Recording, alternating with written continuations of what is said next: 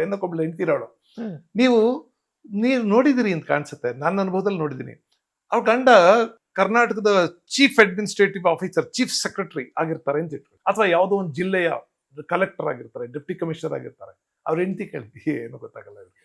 ಅವ್ನು ಜಿಲ್ಲೆ ನಡೆಸ್ತಿರ್ತಾನೆ, ರಾಜ್ಯ ನಡೆಸ್ತಿರ್ತಾನೆ, ಏನು ಗೊತ್ತಾಗಲ್ಲ. ಇವ್ರು ನಂಬ್ಕೊಂಡ್ರೆ ಆಯ್ತು ಅಂತಾರೆ. ಸ್ಟೇಟ್ ಫೈನಾನ್ಸ್ ಸೆಕ್ರೆಟರಿ ಆಗಿರ್ತಾರೆ ಅವರು, ಇಡೀ ರಾಜ್ಯದ ಫೈನಾನ್ಸ್ ಸೆಕ್ರೆಟರಿ. ಅವ್ರ ಹೆಂಡತಿ ಕೇಳಿ, ಇವ್ರ ಕೈಲಿ ಏನಾದ್ರು ದುಡ್ಡು ಕೊಟ್ಬಿಟ್ರೆ ಮುಗೀತು ನಮ್ಮನೆ ಕತೆ ಅಂತ. ಅವನು ಸ್ಟೇಟ್ ಫೈನಾನ್ಸ್ ಸೆಕ್ರೆಟರಿ, ಅವನಿಗೆ ಇಡೀ ಸ್ಟೇಟ್ ದುಡ್ಡು ಅವನ ಕೈಲಿ ಇರ್ತದೆ, ಅವ್ನು ನಡೆಸ್ತಾನೆ.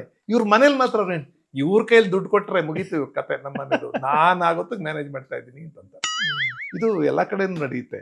ಅದರಿಂದ ಸಾಮಾನ್ಯವಾಗಿ ಮೈಲ್ಡ್ ಆಗಿ ಹೇಳೋದೇನು ಅಂದ್ರೆ, ಹೆಂಡತಿ ಅದು ಬೈದಂಗೆನೆ ಬೇರೆಯವ್ರಿಗೆ ಹೇಳೋದೇನಂದ್ರೆ, ಇವ್ರಿಗೆ ಏನೋ ಗೊತ್ತಾಗಲ್ಲ, ಇವ್ರಿಗೆ ಏನು ಗೊತ್ತಾಗಲ್ಲಪ್ಪ, ಏನು ಗೊತ್ತಾಗಲ್ಲ ಅಂತ. ಅವ್ರಿಗೆ ಸಿಕ್ಕಿದಾಗ ನಿಮ್ಗೆ ಏನು ಗೊತ್ತಾಯ್ತದೆ ಅಂತ ಅಂತಾರೆ. ಹೊರಗಡೆ ಸಿಕ್ಕಿದಾಗ ಇವ್ರಿಗೆ ಏನು ಗೊತ್ತಾಗಲ್ಲ.